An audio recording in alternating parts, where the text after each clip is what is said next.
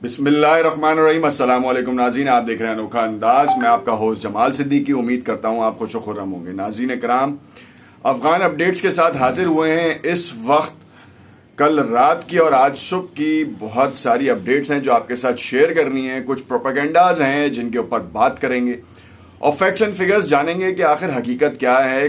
3 दिन से सुनते आ रहे हैं कि मुल्ला अब्दुल गनी ब्रादर जो हैं कभी जख्मी हैं, कभी उनकी हलाकत की खबर आ रही है। मुल्ला हैबतुल्लाह अमीरुल मोमिनीन सरबरा, उनके बारे में भी इतलात आ रही हैं कि वो इंतकाल फरमा गए हैं या फिर कोरोना की वजह से वो बीमार हैं और शदीद अलील हैं और बातचीत और मंजर आम पर भी नहीं आ सकते। 1 माह गुजर चुका है काबुल को फतह किए हुए और तकरीबन 15 दिन गुजर चुके हैं अमेरिका और उसके इत्तेहादियों के अफगानिस्तान से इनखला को। मगर अभी भी सूरत हाल अबूरी हुकूमत के बाद भी बहुत ही ज़्यादा तशवीशनाक है। कंधार का एरिया एक अलग ही शनाख्त पेश कर रहा है, काबुल अलग शनाख्त पेश कर रहा है और तालिबान के अंदर धड़ों में अब आवाज़ें आना शुरू हो चुकी हैं और ये आवाज़ें बहुत ज़्यादा हद तक तशवीश का बायस बन रही हैं। ब्लिंकन ने कल स्टेटमेंट दिया था कि किसी भी मुल्क, बेसिकली उसने पाकिस्तान को रखते हुए तमाम मुल्कों को इंतबाह किया था कि तालिबान की हुकूमत को कबूल करने में जल्दबाजी ना करें। अगर जल्दबाजी करेंगे तो फिर बहुत से मसाइल पैदा हो सकते हैं। डेफिनेटली वो एक थ्रेट था, इकोनॉमिक वाइज भी थ्रेट था, मगर आपने देखा कि अमेरिका खुद उसने भी मदद का ऐलान किया है। ये ड्यूल पॉलिसी जो है वो क्यों कर रहा है?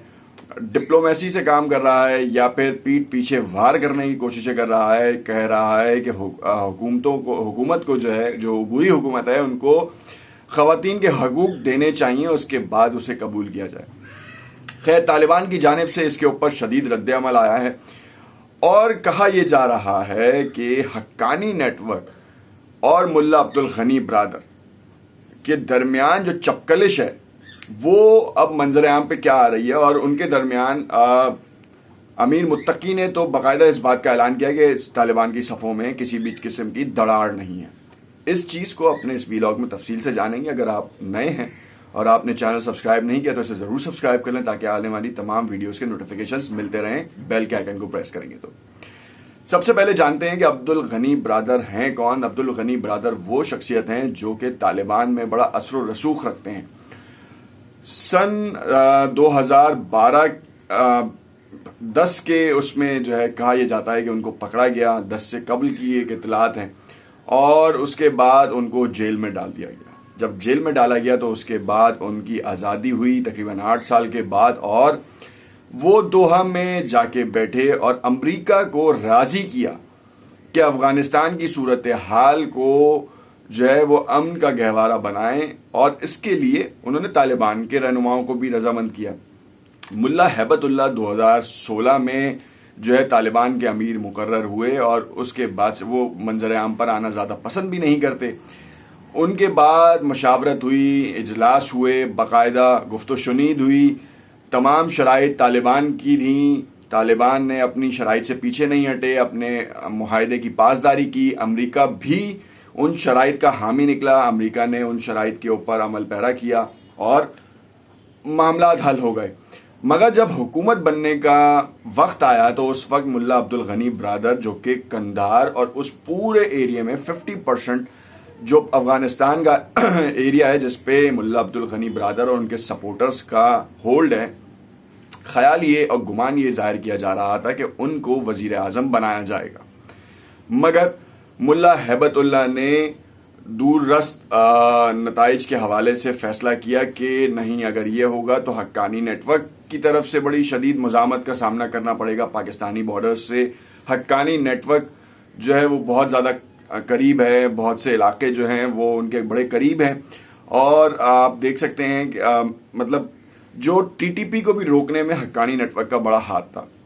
हालांकि अमेरिका ने तो उसके खिलाफ कोई कार्रवाई नहीं की, मगर हक्कानी नेटवर्क ने जो है वो उनको रोका पाकिस्तान में कार्रवाई करने से कि पाकिस्तान में जिस तरीके, और ये इंडियन साजिश थी जो कि वो कैंपेन्स के थ्रू ये काम करा रहे थे जो टीटीपी के जो दहशतगर्द थे। खैर, हालिया तालिबान ने इस बात का भी इशारा दिया कि टीटीपी का कोई भी फर्द पाकिस्तान में दहशतगर्दी करता हुआ नहीं पाया जाएगा, और जो भी ऐसे अनासर होंगे हम उन्हें रोकेंगे, और पाकिस्तान तो क्या किसी भी मुल्क में अफगानिस्तान की सरजमीन दहशतगर्दी के लिए इस्तेमाल होने नहीं दी जाएगी। ये कैटेगोरिकली उन्होंने कह दिया।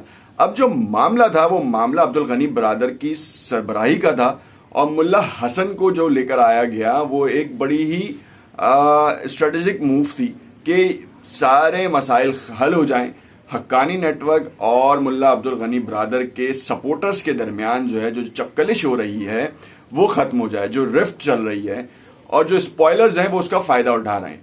दूसरी जानिब एक तरफ तो ये अंदरूनी मसाइल जन्म ले रहे हैं, दूसरी जानिब जो है वो ऐसी वीडियोस आ रही हैं जिसमें खवातीन के हुकूक के हवाले से अच्छी तस्वीर भी शाया की जा रही हैं, और कुछ वीडियोस ऐसी भी शाया की जा रही हैं जो डाउनटाउन एरियाज की हैं कि खवातीन को डंडों से मारा जा रहा है।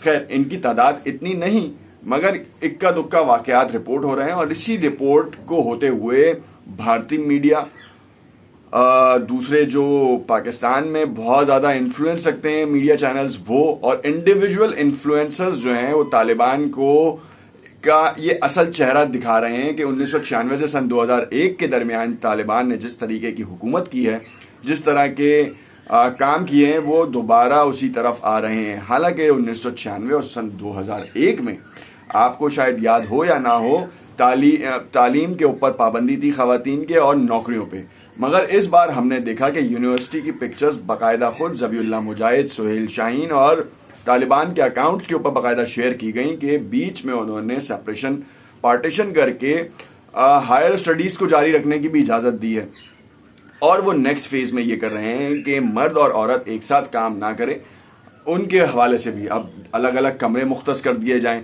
पॉसिबिलिटीज़ बहुत हैं, मगर उससे पहले ही बहुत सारे लोग जो हैं इस हवाले से सवालात उठा रहे हैं कि आखिर ऐसा क्यों है, क्यों एक साथ मिल के में जो है काम करने नहीं दिया जाता। मगर शरीयत, आपको बता दें कि शरीयत को नफाज करने के लिए वो ये काम कर रहे हैं, और वो बड़ा बेहतरीन इकदाम है और मिसाली है।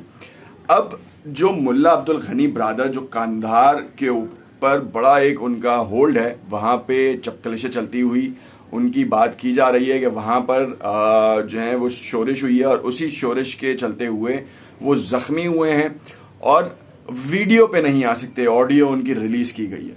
मुतज़ाद इतलात और सरगोशियाँ जो हैं अब चलना शुरू हो चुकी हैं। हक्कानी नेटवर्क को हैबतुल्लाह की डांट डपट ने खामोश तो करा दिया है, मगर कहीं ना कहीं लावा पक रहा है और किसी भी वक्त ये उबल सकता है, और इसी उबलने के चलते हुए जो मफाद परस्त अनासिर हैं वो तालिबान को स्पॉइल करने में, तालिबान का नाम बिगाड़ने में कोई कसर नहीं छोड़ेंगे। यहाँ पे आपको बताते चलें कि जैसा कि हमने आपको बताया था कि इस वक्त मुल्ला हसन, जिनको सरबराह नामजद किया गया है, डिप्टी मुल्ला अब्दुल गनी बरादर को नामजद किया गया है। मुल्ला अब्दुल गनी बरादर की तरफ से कोई ऐसा रेजिस्टेंस नहीं आया, मगर उनके सपोर्टर्स की तरफ से शदीद रेजिस्टेंस है। देखना यह है कि ये दोनों हजरात कब मंजर आम पर आते हैं और इस बात की तरदीद करते हैं कि तालिबान की सफ़ों में दरारें पड़ना शुरू हो चुकी हैं। देखते रहिएगा अनोखा अंदाज, अपनी राय से हमें ज़रूर आगाह कीजिएगा। शुक्रिया।